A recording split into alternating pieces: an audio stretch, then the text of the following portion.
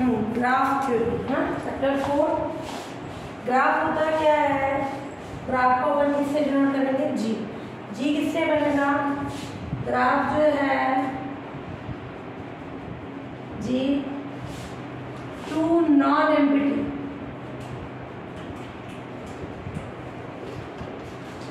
Sets V and E से draw होता है या उससे बनता है। V भी नॉन एम्प्टी सेट है, E भी नॉन एम्प्टी सेट। क्लियर? उनसे कौन बनेगा? ग्राफ G, है ना। और V क्या है? V1 V2 and so on Vn को क्या बोलते हैं? वर्टिसेस। ग्राफ के लिए क्या होंगे? वर्टिसेस या नोड बोल सकते हैं या पॉइंट्स। तो V1 V2 के जो मेंबर्स हैं, जो सदस्य हैं, ये वर्टिसेस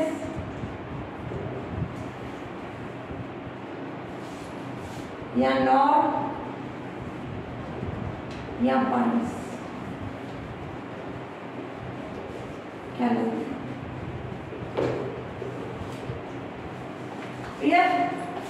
जो V है V1 V2 Vn ये कहलाते हैं, इनको शीर्ष, है ना, यानी वर्टिसेस। नोड भी बोल सकते हैं या पॉइंट्स कर सकते हैं। और E1 E2 and so on En कितने भी हो सकते हैं के मेंबर्स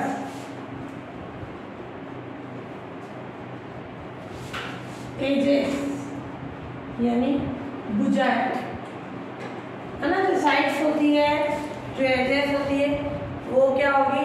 ई कहलाएंगे। क्लियर? एजेस, लाइन या ब्रांचेस कहते हैं। एजेस या लाइंस या ब्रांचेस।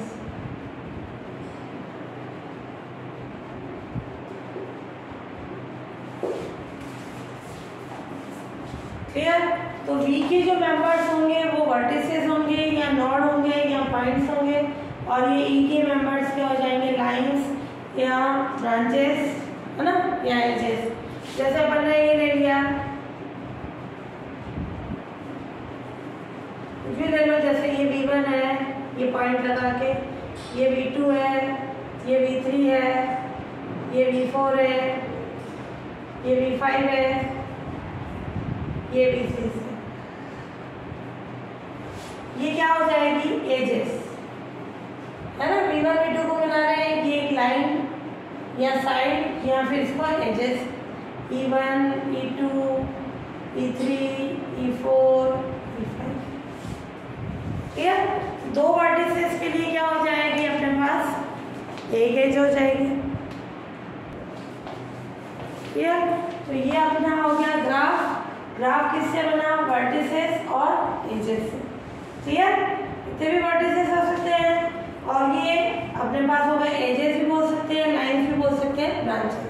अब इस ग्राफ की अपन कंडीशन पढ़ेंगे, किस किस तरह के ग्राफ होते हैं वो कंडीशन देखें, है ना। तो यहाँ अपन देखें, ये और लिखना और ब्रांचेस, है ना। क्लियर? क्लियर? तो ये E3, ये E4 दे देना, E5 E6, है ना। तो ये आ गए अपने पास वर्टिसेस और उससे एजेस। ये ग्राफ की कंडीशन हो गई। क्लियर? और U जैसे अपने पास है, ये ग्राफ है, ये U है, ये V है, ये उसकी एज हो गई E। तो U V दो पॉइंट्स और एज कितनी हो गई? एक हो गई। तो ये क्या कहलाता है? U उसका इनिशियल वर्टेक्स,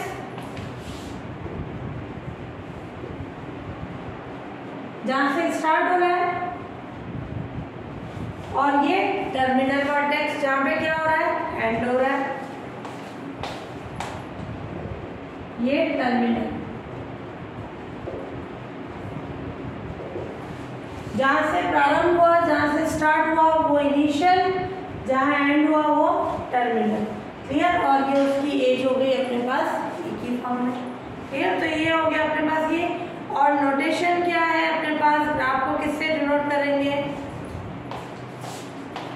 नोटेशन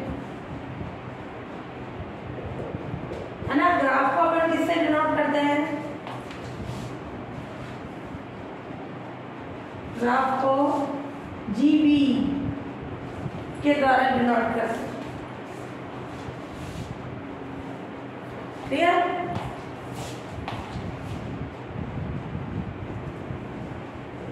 डिनोट करते हैं। और ग्राफ के वर्टिसेस के सेट को VG, ये जो ग्राफ है के वर्टिसेस को सेट को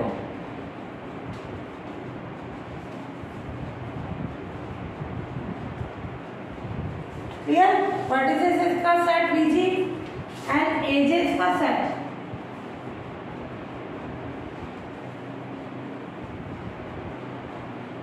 क्या हो जाएगा? EG। तो V वर्टिसेस का सेट किसके लिए? ग्राफ के लिए। एजेस का सेट EG। और पूरा ग्राफ का मतलब G ग्राफ किससे बना? V और E, यानी वर्टिसेस और एजेस से ये ग्राफ का नोटेशन हो जाएगा।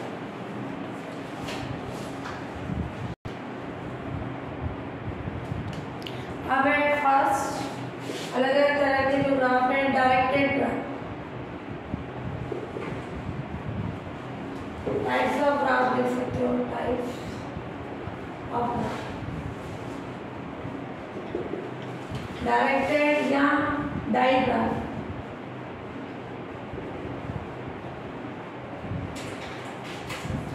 क्लियर? डिस्ट ग्राफ है ना, हिंदी में बोलेंगे डिस्ट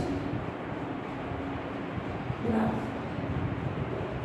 ध्यान रखना, डायरेक्टेड ग्राफ क्या होगा? जैसे मैंने ये बनाया V1, V2, V3, V4।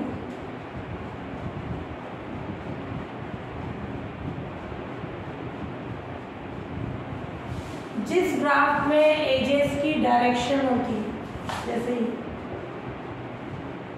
ये A1, ये A2, ये A3, ये, तो जिस ग्राफ में एजेस की डायरेक्शन होगी वो डायरेक्टेड।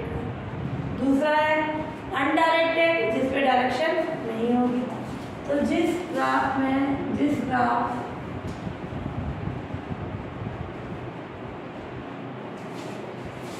GB में एजेस की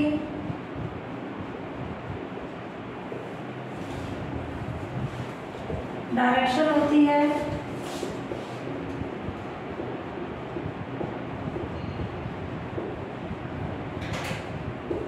इसे डायरेक्टेड ग्राफ कहते हैं।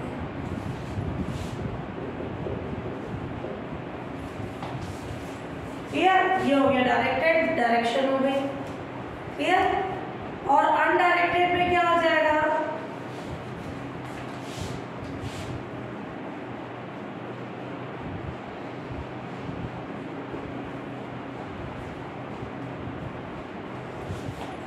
जिस ग्राफ में एजेस की डायरेक्शन नहीं होती है, जिस ग्राफ में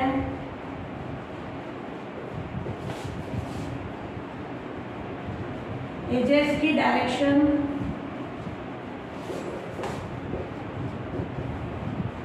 नहीं होती, उसे undirected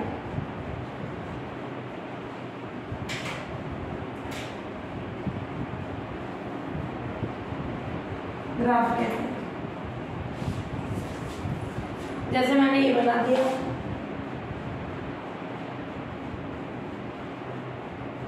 V1, V2, V3, V4, V5, E1, E2, E3, E4, E5। Direction नहीं है इस पे। तो ये कि V1 से V2 जा रही है, इस पे कैसे भी V2 से V1 और किसी फॉर्म। तो जिस ग्राफ में एजेस की डायरेक्शन होगी वो डायरेक्टेड, जिस पे नहीं होगी वो अनडायरेक्टेड ग्राफ।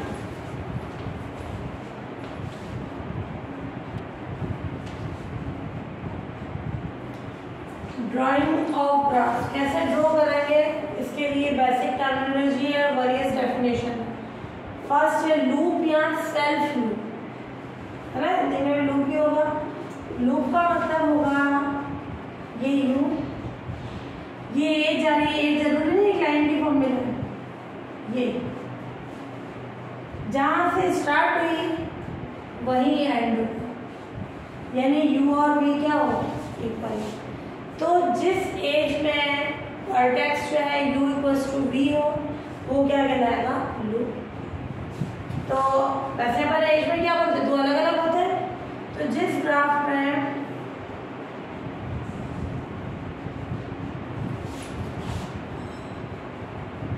वर्टेक्स u और v इक्वल है, दैट इज जो एज है उसका इनिशियल और टर्मिनल वर्टेक्स क्या हो, सेम हो, या दैट इज एज का इनिशियल एंड टर्मिनल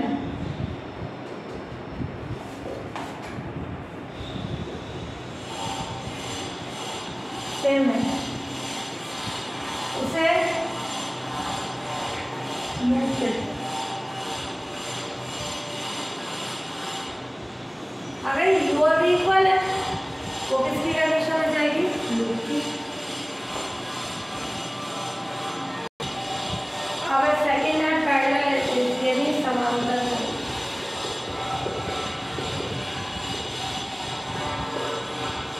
इसी ग्राफ में टू या मोर देन टू एजेस है ना, या तो दो या दो से अधिक एजेस उनके सेम वर्टिसेस, जैसे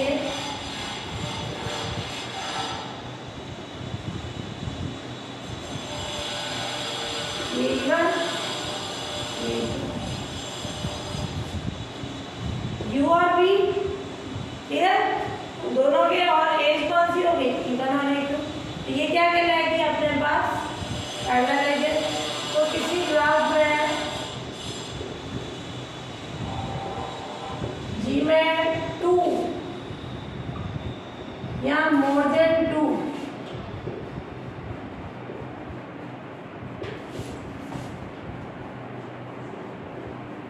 एजेस के, तो किसी ग्राफ जी में टू या मोर देन टू एजेस के वर्टिसेस सेम है, उसे पैरेलल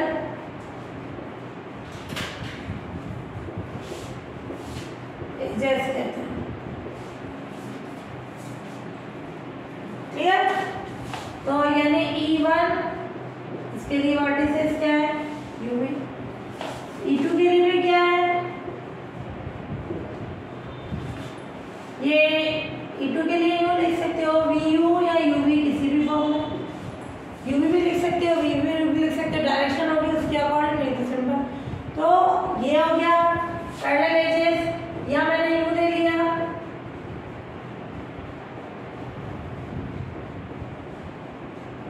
ये E1 E2 E3 और भी ले लो अगर, ये E4 E5, ये सारी क्या है पैरेलल एजेस। तो किसी ग्राफ में टू या मोर देन टू एजेस हैं, उनके वर्टिसेस क्या हो सेम, तो वो क्या कहलाती है, पैरेलल एजेस कहलाती है। तो यहाँ E1 और E2 क्या है, पैरेलल एजेस। यहाँ E1 and E2 parallel edges.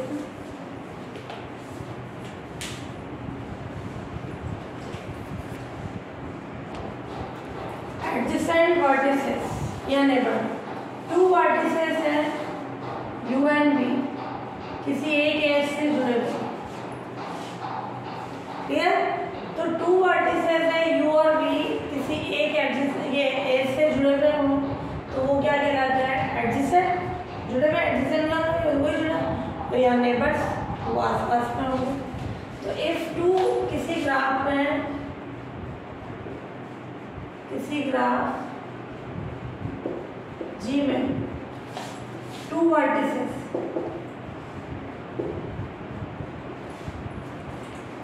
U and V, किसी वन एज E से जुड़े हैं, देन यू एंड बी को क्या बोलेंगे? Adjacent vertices. बात किसकी कर रहा है? वर्टिसेस की।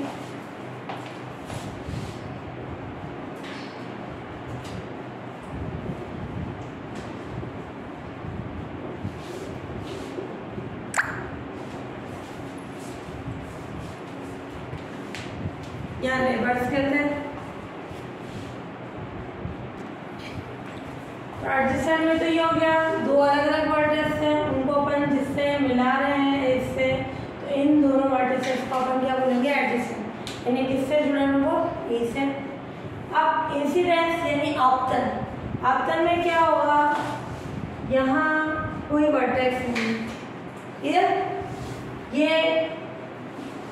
ई का जो टर्मिनल वर्टेक्स है, जो लास्ट वाला वर्टेक्स है, वी है। क्लियर? तब उसको अपन क्या बोलेंगे? इंसिडेंट की कंडीशन, आपतन। And edge E of graph G said to be incident with the vertex we.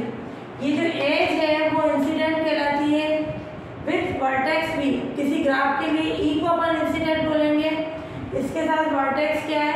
We. तब इफ वी क्या होना चाहिए? उसका टर्मिनल या एंड वर्टेक्स होना चाहिए किसका? ऑफ ई। तो किसको इंसिडेंट बोलते हैं? ई को।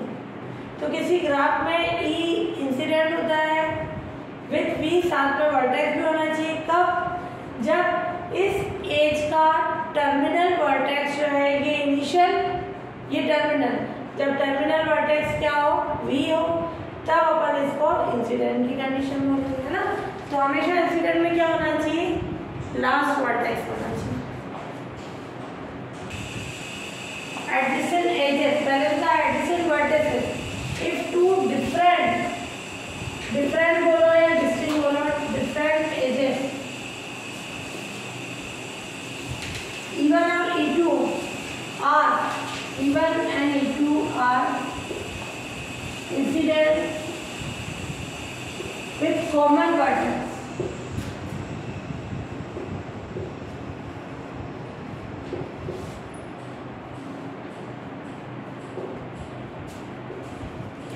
Vertex B. तो two different edges है, E1 और E2 are incident with common vertex B. Then E1 and E2 edges को adjacent edges कहते हैं। क्या बोल रहा है? देखो, जैसे उसमें तो था दो अलग वर्टेक्स, तो एक ही एज से जुड़े हुए हो, तो दोनों को एडजेसेंट वर्टिसेस बोलते हैं। एडजेसेंट एजेस का मतलब क्या है? दो अलग अलग एजेस होने चाहिए। और incident with the common vertex भी। इंसिडेंट का मतलब हमने क्या पढ़ा? उनका लास्ट वाला पॉइंट क्या होना चाहिए? वर्टेक्स भी। क्लियर? तो यहाँ आपने दो अलग अलग एजेस है, E1 और E2। तो ये इधर स्टार्ट हो रही है, इसका लास्ट पॉइंट ये भी है, ये यहाँ से आ रही है, इसका लास्ट पॉइंट क्या है? बी। तो उनका कॉमन इंसिडेंट है। क्लियर? वो कौन है? Vertex B. तब E1 और E2 एजेस को क्या बोलेंगे? Adjacent edges. क्लियर? तो ये E1 ये E2 दोनों का कॉमन इंसिडेंट वर्टेक्स कौन सा है? बी। तो इन एजेस को अपन क्या बोलेंगे? एडजेसेंट एजेस E1 और E2 कहते हैं ना।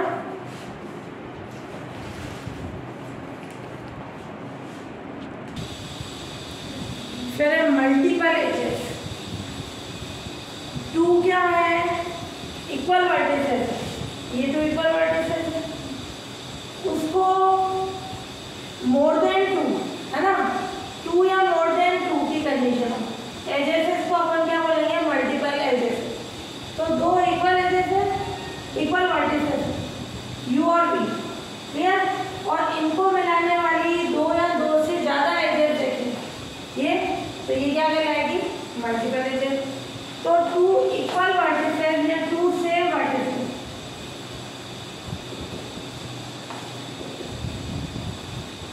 को मिलाने वाली टू या more than to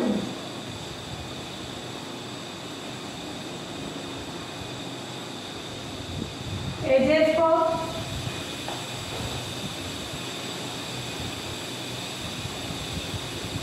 multiple edges कहते हैं।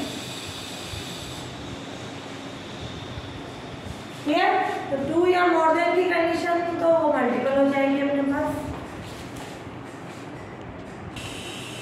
क्लियर? तो ये 2 वर्टिसेस है, दोनों सेम है। एक एज ये आ गई, दूसरी एज ये आ गई, तीसरी एज आ गई, तीनों यहाँ मिल गई। एक तरह से ये क्या हुआ, लूप की कंडीशन। लूप के अंदर क्या है, 2 या मोर देन 2 एजेस है, तो वो क्या हो जाएगी, मल्टीपल एजेस की कंडीशन।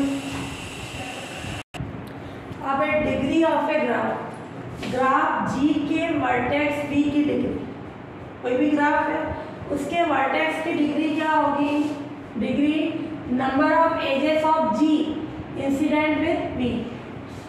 जो जी में नंबर ऑफ एजेस है और बी के साथ क्या होनी चाहिए, इंसिडेंट होनी चाहिए, वो क्या कहलाती है, उसकी डिग्री।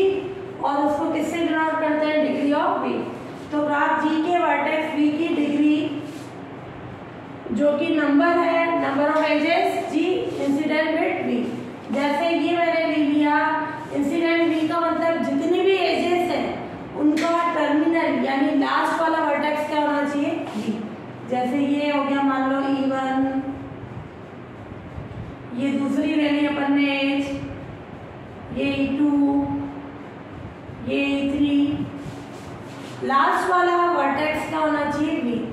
तो ये E1, E2, E3 इंसिडेंट है किसके साथ, बी के साथ। तो कितनी एजेस हैं, 3, तो उसकी डिग्री कहलाएगी, डिग्री ऑफ बी यहाँ कितनी होगी।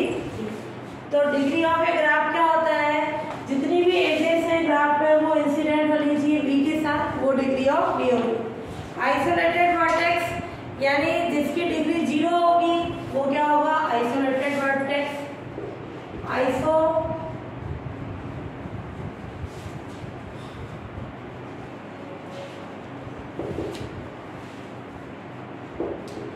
इफ किसी ग्राफ में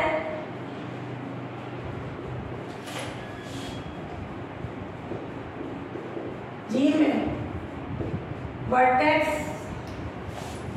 बी के लिए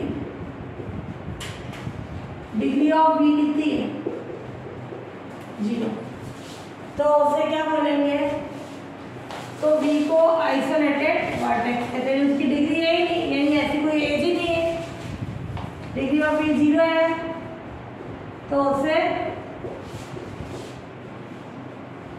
तो बी को आइसोलेटेड वर्टेक्स कहते हैं। हिंदी में होता है ये विलग शीर्ष, यानी बी किसी का क्या हो, टर्मिनल वर्टेक्स ही नहीं हो, लास्ट वाला वर्टेक्स वही नहीं हो। कैंडिडेट वर्टेक्स, फिर ये अपना कैंडिडेट वर्टेक्स यानी निलंबी।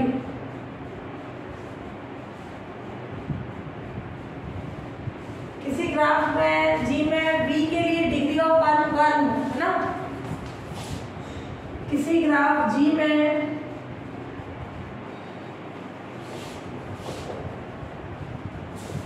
वर्टेक्स बी के लिए डिग्री ऑफ बी कितनी है, 1, तो बी को अपन क्या बोलेंगे, कैंडिडेट वर्टेक्स। जिसकी डिग्री 0 होगी वो आइसोलेटेड, जिसकी 1 होगी वो कैंडिडेट वर्टेक्स हो जाएगा।